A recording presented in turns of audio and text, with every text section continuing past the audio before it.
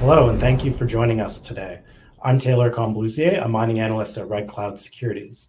Today's webinar features Gunnison Copper. The company holds interests in the Gunnison Copper Project, the Johnson Camp Mine, and the Strong and Harris Project located in Arizona. The Johnson Camp Mine is in construction. The operation is working with Nuton, a Rio Tinto Venture designed to restart the mine using Nuton technology, which is a bio-heap leaching technology. First copper is expected to be produced in the third quarter of this year. The company also recently released a preliminary economic assessment on the Gunnison project that shows it could produce 167 million pounds of copper cathode annually via SXEW.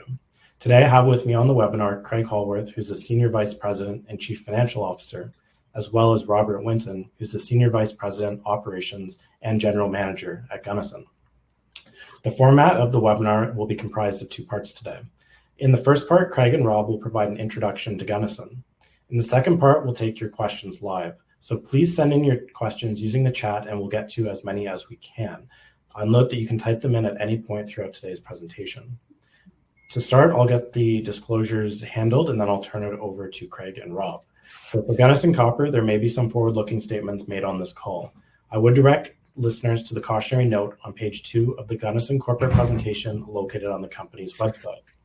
For Red Cloud Securities, Inc., I would highlight that this webinar is for information purposes only and should not be considered a solicitation to purchase or sell securities or a recommendation to buy or sell securities. We note that this call does not take into account the particular situation or needs of individual investors. Participants should rely on their own investigations and seek their own professional advice before investment. Please see our most recent research located on our website for Gunnison Copper specific disclosures. So with that out of the way, I'll turn it over to Craig and Rob to introduce you to the story and what you have to look forward to. Well, thank you so much, Taylor. And, a big thank you to everyone who's listening today. I really appreciate you taking the time to listen to this update. My name is Craig Hallworth, the CFO here at Gunnison Copper. A little bit about myself. I joined the company within the last year, previously with Hudbay Minerals, the Copper World project for 5 years. When I looked at Gunnison Copper, I just thought I really want to join that company because they've got some amazing things going on. We're going to be producing Nuton technology, sulfide copper, the first time ever here in the United States. And the second reason is really just the huge valuation gap on the Gunnison Copper project, versus where you'd expect the multiple to be. Rob? Yes, thank you, Craig. Rob Winton, Senior Vice President, Operations. I've been with Gunnison Excelsior for the last 4.5 years and certainly excited to bring the JCM and the Gunnison story to all of you today. All right, well, let's get started. So here we are in southern Arizona. You can see us there on the lower right of the screen. We're in a really great location. This is the Copper State. And we're quite remote, actually. We're not near any of the big population centers like Phoenix or Tucson. However, we are located right beside the Interstate 10 and right beside the Union Pacific trunk line. And that's going to give us really great access to that infrastructure. The other thing that I really want to emphasize is that we're in sort of an unprecedented time here in the United States. The president recently declared a national emergency for energy and critical minerals. And I think that if you're copper investors, you probably read some of these executive orders. There's going to be tremendous stimulus coming into companies like Gunnison Copper, stimulus from the Department of Defense. In the last executive order, President Trump ordered the Department of Defense by April the 19th, that was 3 days ago, to come up with a plan. How can they stimulate more copper production in the United States? I think Arizona and us being in Arizona, we're in a great location to potentially receive some of this stimulus. There's the 3 mechanisms: the Defense Production Act, the Office of Strategic Capital, and the International Development Finance Corporation. So these entities, the Department of Defense is going to be planning to use them, and they're going to be stimulating. They're going to be doing things like loans, guarantees, purchases of equipment, engineering support, even offtake of some of this product. So I think it's a really exciting time, and I think Gunnison Copper is well positioned to receive funding. You can see there on the screen, we already received $13.9 million from the Department of Energy. And I think a big part of that the reason why Gunnison Copper was the only copper project selected this year by the Department of Energy to receive funding is that, first of all, we're going to be producing copper at the Johnson Camp mine later this year, 100% made in America, domestic copper. And we're going to be the first mine ever to use the Nuton sulfide leach technology.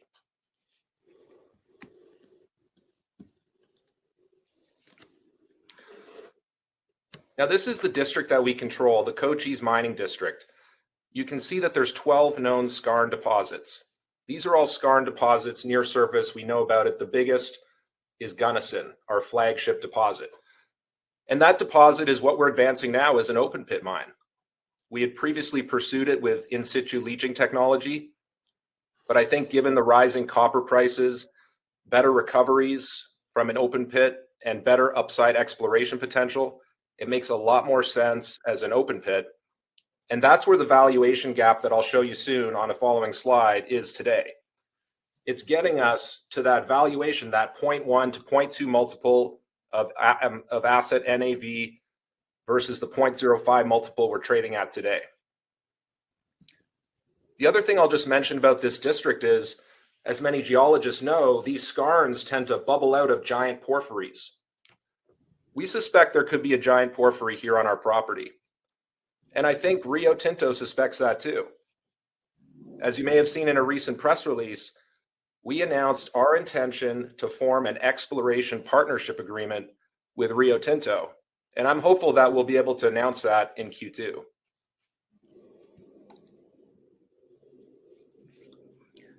In this picture, you can see our top 3 deposits.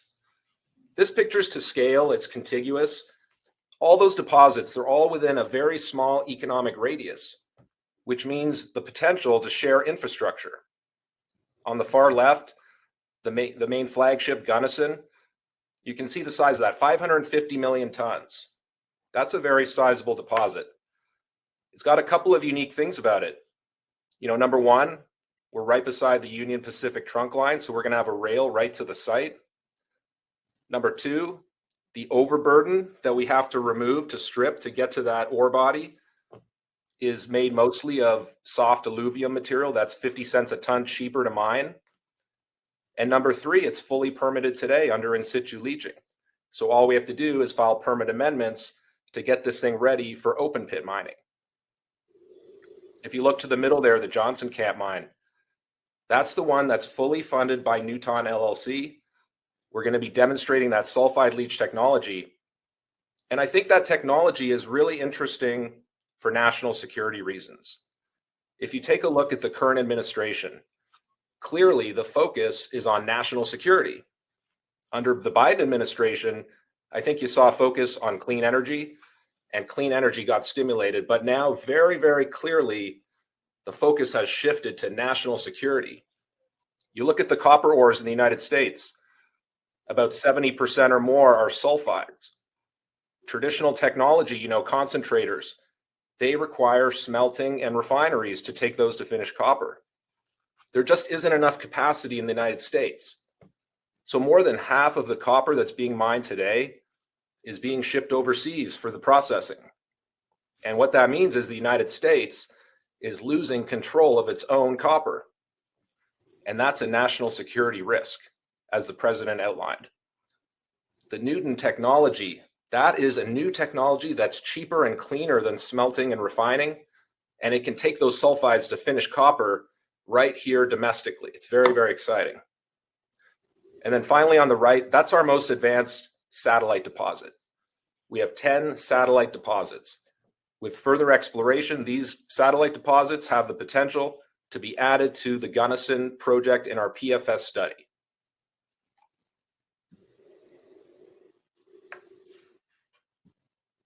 This is what I call an illustrative value proposition. We've more than doubled our market cap since we pivoted from in situ leaching to the open pit approach at Gunnison, but that's still incredibly undervalued. If you look at sort of rules of thumb, if you talk to analysts, typically you're going to see an open pit, traditional technology, safe jurisdiction, which is what the Gunnison project is, trading at a 0.1 to 0.2 multiple on the net asset value. But even today, even after having doubled our market cap in the last 6 months, we're still at 2 to 4 times to go to get into that valuation range. And that's strictly to get into the valuation range at the PEA level. That doesn't take into account at all our Johnson Camp mine asset, which will be the first producing asset using Nuton technology with copper production starting later this year. I'll hand it over to Rob. Thank you, Craig. So yes, exciting times in Johnson Camp. As you see here in this picture, this is our SXEW plant. This is a 25 million pound per annum copper producer. And in the background, just to the side of the EW plant, you'll see the Burrow pit. That is the mine that we started producing from earlier this year with our contract miner. So let's get into a little bit more of the details. So fundamentally, health and safety is critical to both ourselves and Nuton. From a perspective, we want our employees to be going home at the end of the day in as good a condition as they showed up to work in. So as of to date, we've worked 235,000 hours with 0 lost time accidents. That's building upon a 10-year plus 0 time lost time accident on our Johnson Camp site. So again, the employees take this quite seriously, and this is a significant aspect to our project as we continue on. So as stated, we started mining January 2025. A lot of that ore is being stockpiled as we complete the construction of our heap leach pad. We're going to be doing all of the assays. We've redesigned our lab. I'll get into that in a bit. And we're building the haul roads to be able to generate the outcome on the heap leach pad. Site. So here's an overview of the heap leach pad. So this is an 8 million square foot heap leach pad.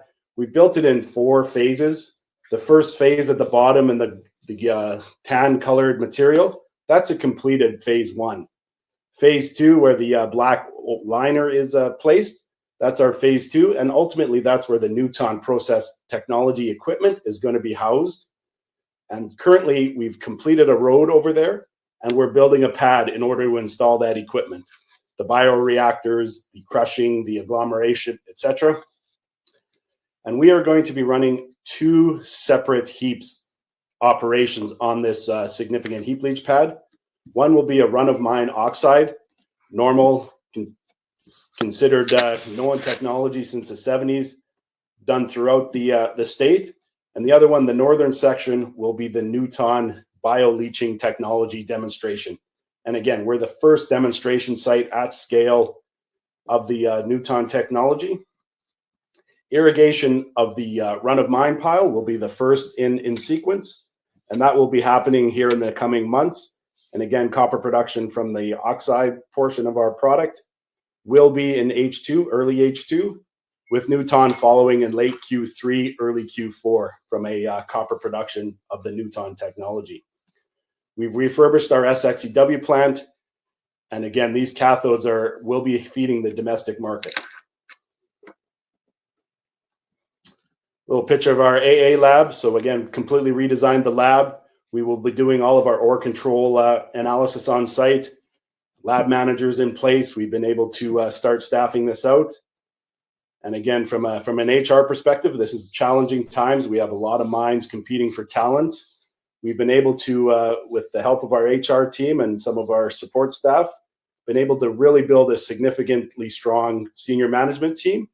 And now we're backfilling in the technical roles and the operational roles as we transition to operation. And again, next conversation. So this is a highlight of our site. And again, we're in the high desert. We're about 5,000 feet of elevation here. And again, about 60 miles from the heart of Tucson. And this, being in Cochise County, allows us some significant advantages to some of our peers with respect to our permitting process. We have 2 permitted operating mines. We need to just update the permits from an amendment standpoint on the Gunnison side as we transition to open pit.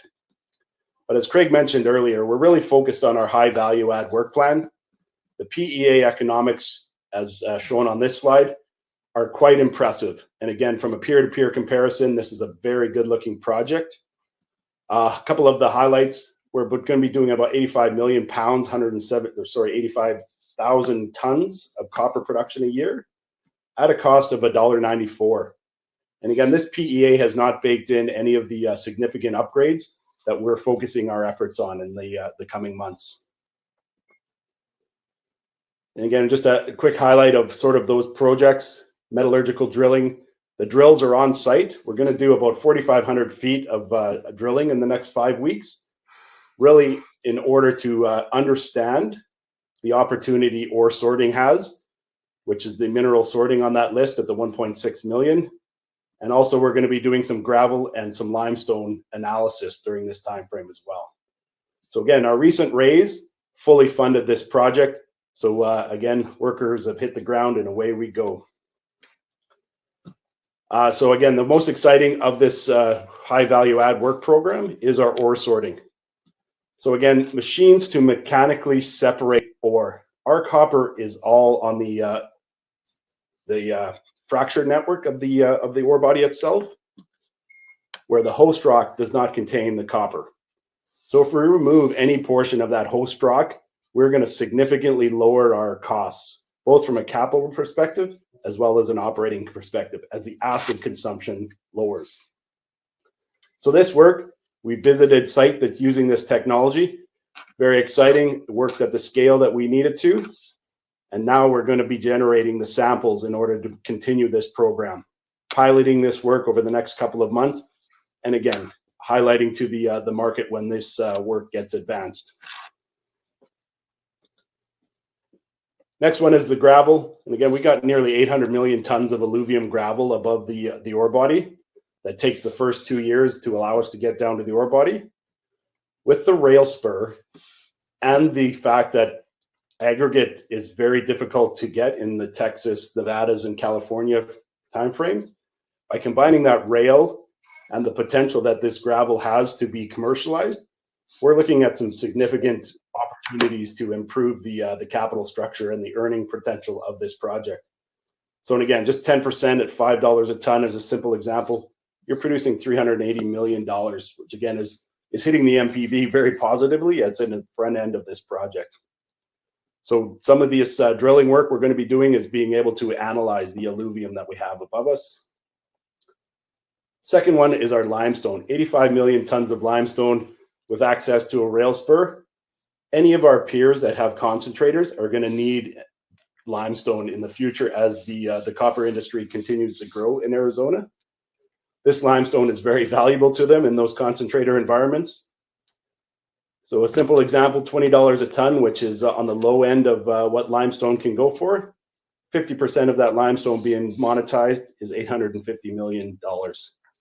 Again, these projects are significantly opportunities to improve the economics of the Gunnison project. And over the next 3 to 4 months, we're looking to significantly advance these. Final of the high value add work program is sulfide. Sulfide is really fundamentally allowing us to extend the mine life as well as increase the copper production over time.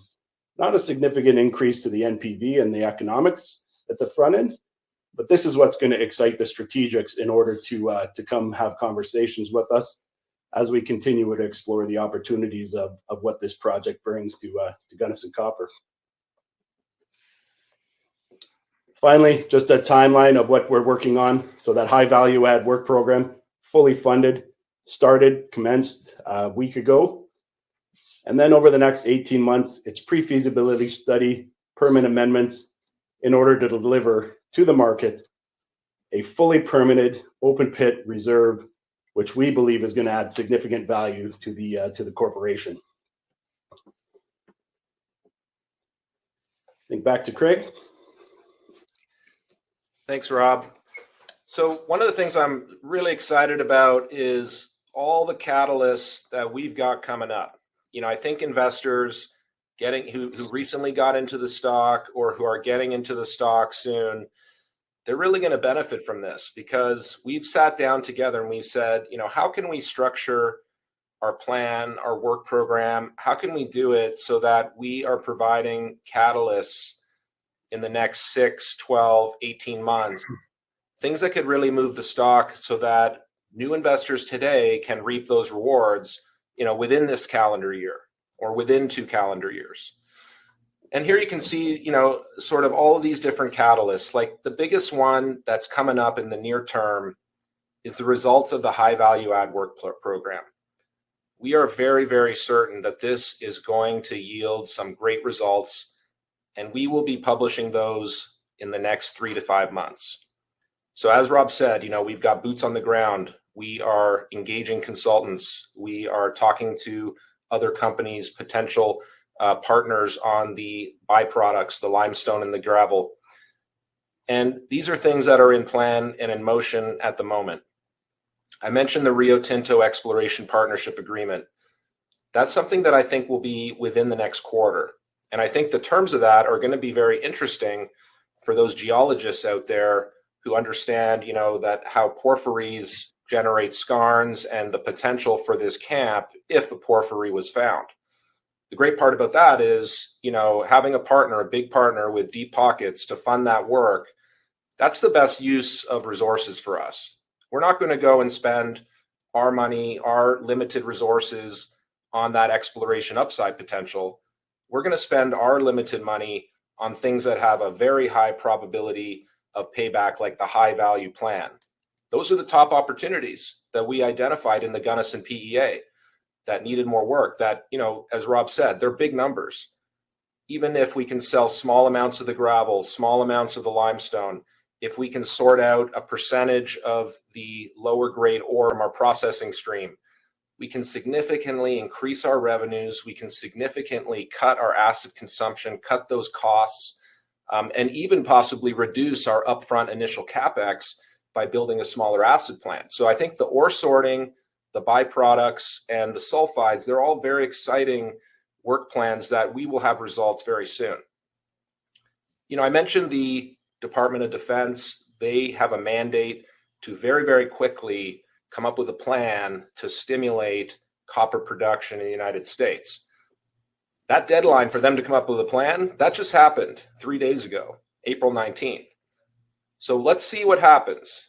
We've already seen, a peer of ours receive in the past week a very large loan guarantee opportunity from the government. That's an indicator of what's to come for good-looking copper projects in Arizona, in the United States. We're going to see a lot more of that, and I think we're going to see that coming very, very soon. For me, the thing that excites me the most is that we're demonstrating the Nuton sulfide leach technology. And if you remember, this has national security implications. If we can take that more than 50% of copper that's being mined in the United States today and sent overseas for smelting and refining, if that could be used and processed in the United States using something like Nuton technology, that would be a massive step forward for the national security of the country. Supply chains are very important. We saw that in COVID. If the supply chains break down due to global instability, it ripple effects and it can be disastrous. That's the whole push here behind sort of revitalizing the US industrial base. Copper's critical for thousands and thousands of products. And the fact that we are producing copper this year, that puts us in front of our peers. And the fact that we have a very large project that will be producing copper potentially by 2030, that also puts us in line with our peers to receive funding. If you look a little bit further out, what happens later this year, second half, we should be monetizing that government allocation that we talked about, the 48C, $13.9 million. $3 million of that will go to our partner Nuton, but the remainder will accrue to us.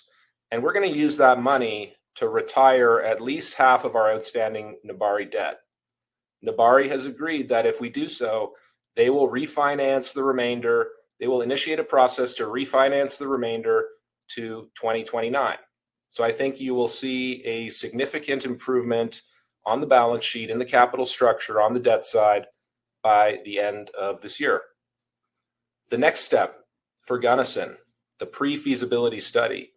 And remember, before we even get to the pre-feasibility study, for us to re-rate and trade at the open pit multiple of 0.1 to 0.2 times NAV that I think that we should be trading at, that's a 2 to 4 times gain on where we're at today. And that's before we even get to the pre-feasibility study. And that's before you even take into account any valuation for Johnson Camp Mine or any potential government funding that we could get. So I think we're looking at a big re-rate there. And then the next step to deliver by the end of 2026, as Rob said, the fully permitted open pit reserve at Gunnison. That's where we see sort of a max valuation for us in the next 2 years. And we're going to be working very, very hard to do that. We're seeking and talking now to potential partners, mine builder type companies and others, to potentially join us over the next 6 months or so, to take part in the pre-feasibility study with us and to take part in our permit amendment process.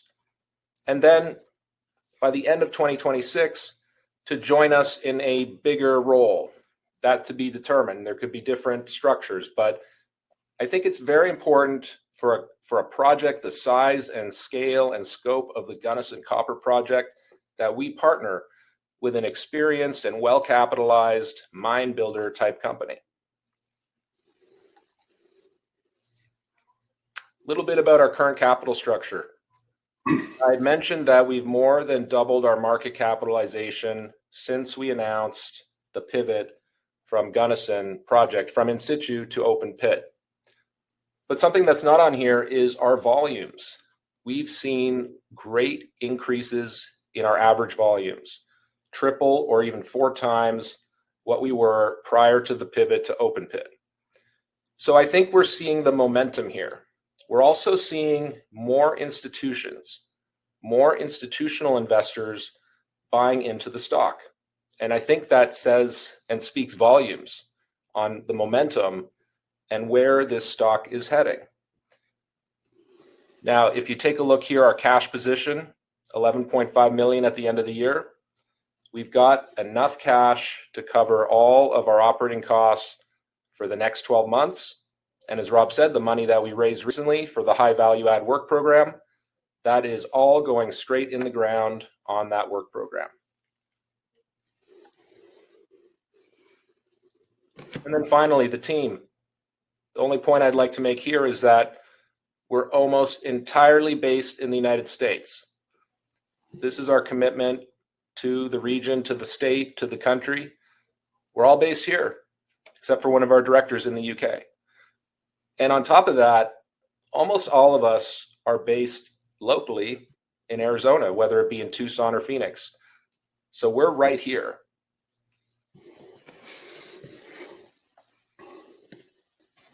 That's the end of the presentation. I just want to, again, thank everyone so much for spending your time with us, listening to this. And with that, I'll turn it over to Taylor to open it up to questions. Great. Thank you, Craig and Rob. Great presentation. So we'll now turn to the Q&A session of the webinar. Just a reminder to everybody on the line that you can type your questions in at any point. That said, we do have a few that have come in already. The first one here, just wondering about the environmental aspects of the project. Do you see any challenges with regard to that in the community and potential activists for an open pit at Gunnison? We've spent considerable amount of effort and time over the last 5 years in getting Gunnison permitted through the EPA with respect to in situ leaching. So those relationships are critical as we transition to open pit. We believe those relationships have been fruitful. We've got wonderful support from the communities on either side of us, and we have good conversations with our folks that are right next to us. The town of Dragoon is a few miles from the project site, and we spend a lot of effort in bringing them on tours, local tours to the project as we've gone along, and the local political climate with respect to Cochise County. So again, the environmental aspect is critical to a company's success, our social license to operate, and we spend a considerable amount of effort on building those relationships over the last 5 years. So we believe with that effort, we believe we have as good a path as any company with respect to getting those permits for the open pit. Okay, perfect. Another question here, I'll read it out. Any discussion regarding spinning off Strong and Harris to investors to provide an independent capital raising platform for that asset? Yeah, I think if you take a look, there's some good examples. I'll mention one, Hudbay Minerals. Take a look at what they've done with satellite deposits in their Manitoba and Peru business units. They did great things. In the Manitoba unit, they added the Reed deposit to the existing Flin Flon infrastructure with fantastic economic benefits. Similarly, at the Constancia mine in Peru, with their Papacancha satellite deposit, which was higher grade than the main deposit, amazing. The economic benefits, the IRRs of 40, 50, 60%. That's what we have here. We have an opportunity to add the Strong and Harris deposit, which, as you notice, it's a 0.52 total copper grade, very high grade and higher than the Gunnison main pit grade. We have an opportunity with further development to add that to the Gunnison project infrastructure. That infrastructure is already fully supported by the main pit economics. And you saw those economics, 1.3 billion NPV, 21% IRR, 4-year payback. So those are good economics. If you could add in another satellite deposit, 75 or 100 million tons, like Strong and Harris with 0.52% total copper, because all you got to do is strip and maybe a few haul roads and maybe a little bit on the leach pad. So there's really a pretty minimal capital requirement for us to use that in the Gunnison project. So I think it really, really makes a lot more sense to have that as an integrated satellite deposit as part of the Gunnison project. And we'll see what the results and the terms are of the exploration deal with Rio Tinto. We'll see.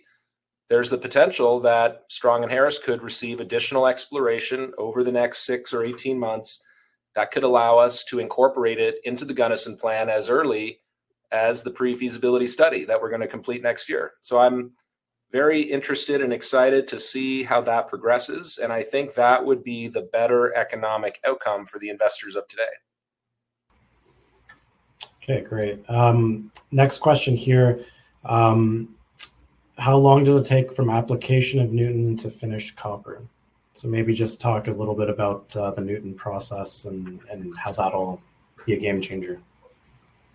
Absolutely. I won't be able to get into complete details with respect to our relationship with Nuton. I do recommend you go to the Nuton website. You can get more details there. But in simple layman's terms, you're probably looking at double the amount of time with respect to running an oxide heap to running a sulfide heap.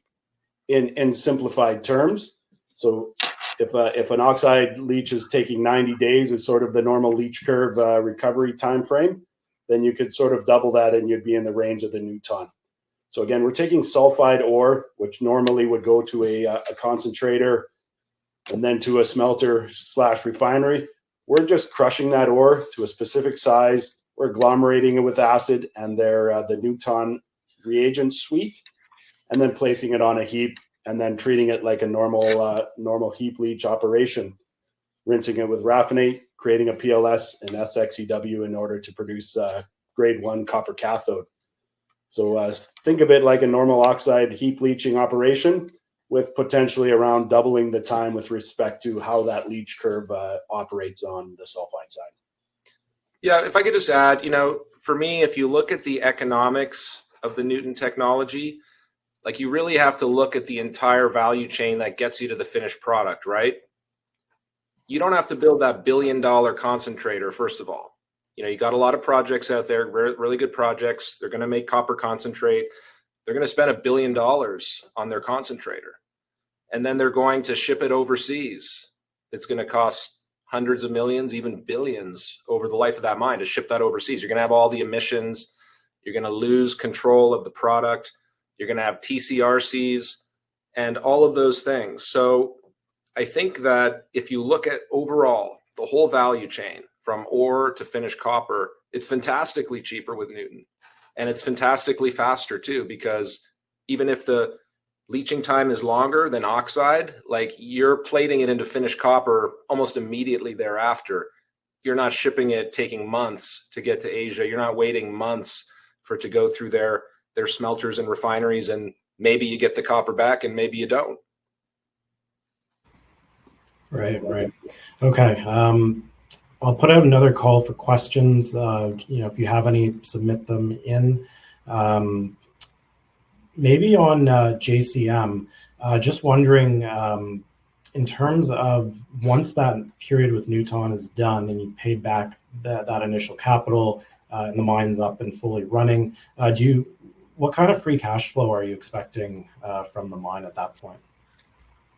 I think it's something that, we can't publicly disclose that at this time, but I think if you're an investor at, there today, the way I would look at it is take a look at the production capacity of the mine, right? It's rated at 25 million pounds a year. Take what you think is the copper price, $4, $5, whatever it is, and minus what you think that the all-in sustaining cost is going to be. Keep in mind, with the Gunnison open pit being a very large scale, the all-in sustaining cost is about $2.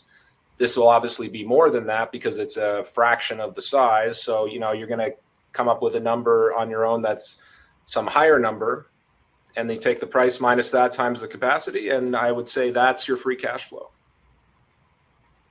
Okay, great. I don't see any other questions that have come in at this point, so maybe I'll just send it back to you guys for any final thoughts to investors, any final pitch you have, and we'll see if any last-minute questions come in. Yeah, I would just again reiterate the value proposition here with our company, right? Because there's a lot of great copper projects in Southern Arizona. There's quite a few very nice projects. And how do we compare, right? Why would you invest in our project versus theirs? And I think the reason is the valuation. That's the reason I joined this company, is because I saw a valuation that was far too low. And we know why. It's a discrete reason. The reason is that it was previously pursuing in situ leaching technology, and it's now pivoted to open pit technology, to simple, traditional open pit technology. And when you have that combined with a safe jurisdiction, with a good ore body, with the scale, right? This also has the scale, 550 million tons, 170 million pounds per year of copper production. When you look at all those variables, this company should be trading at 0.1 to 0.2 times the net asset value of that asset at least. And from where we are today at 0.05 times, that's a 2 to 4 times return just based on the PEA level alone. On top of that, you've got the Johnson Camp mine, which is kind of this enigma almost, this special thing that we'll wait and see what that's worth and what the Nuton process can do, but you're kind of getting that as well. And on top of that is the exploration potential, right? Rio Tinto is not going to be interested in exploring with us if they didn't think that there was something big there, something Rio Tinto sized. It can only be a porphyry. That's what's of interest to them. So I think you're getting all of that as well. But on the base of it, it's just that re-rate to the open pit valuation that I think is needed here. Excellent. Okay. So with that, we did have a few other questions come in. First one here, back to environmentals and specifically water. This is operating in a closed basin watershed area. Does the company have wells to support operations, and how will this impact other wells in the area? It's a very important question in Arizona. We have now recently been designated an aquifer management area, which means there's legislative rights with respect to mining companies and a process to achieve the water that we require. We do have wells operating on site, and we have not found that impacting the area wells, the communities and the folks that live near us with respect to ranchers, etc. So we believe that we have a solid plan that protects water and ensures that water is a managed resource and a critical resource in the state of Arizona. So being in the Wilcox Basin on the western side of the Wilcox Playa allows us to be disconnected from some of the agricultural challenges that exist in the basin today. But again, we do have the water available for our future mining plans and the future health of the entire basin. Okay, another question here. What is the percentage of inside ownership? So management currently owns about 3.3% of the company. I could tell you that we've all been buying. You can take a look at the disclosures. We were all buying as we pivoted this to the open pit. We all know the valuation re-rate that is needed here. And I could just tell you on a personal note that over half of my liquid investments are in the company stock. Perfect. And then I think this is the last question that we've had come in.